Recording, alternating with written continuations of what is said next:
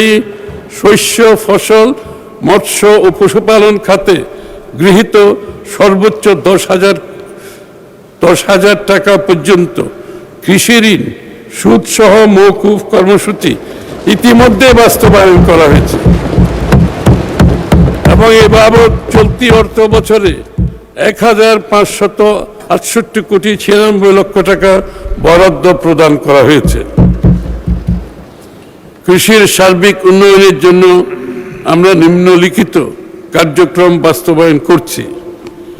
কৃষি পুনর্বাসন ও প্রণোদনা কর্মসূচির আওতায় বিনামূল্যে বীজ, সার ও অন্যান্য উপকরণ সহায়তা প্রদান করা হচ্ছে। ভর্তুকি মূল্যে কৃষক পর্যায়ে সার সরবরাহ অব্যাহত রাখা হয়েছে।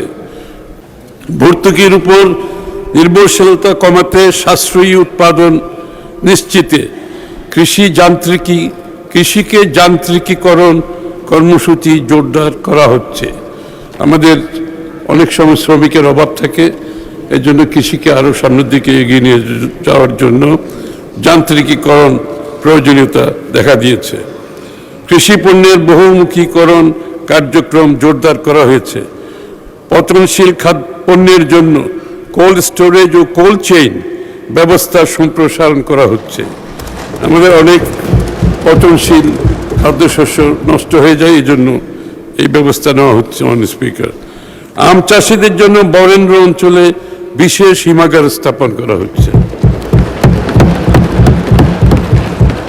কৃষি উপকরণ বিতরণ, কৃষি পুনর্বাসন ও প্রণোদনা কার্যক্রম সুচারুরূপে সম্পাদনের লক্ষ্যে কৃষক ডাটাবেজ তৈরির উদ্যোগ গ্রহণ করা হয়েছে।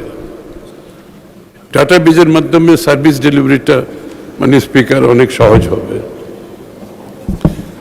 ইতিপূর্বে বিএনপি সরকার কর্তৃক প্রবর্তিত স্বেচ্ছাশ্রমে খাল খনন কর্মসূচি বাংলাদেশের একটি সফল সামাজিক আন্দোলনের নাম, যা মাননীয় প্রধানমন্ত্রী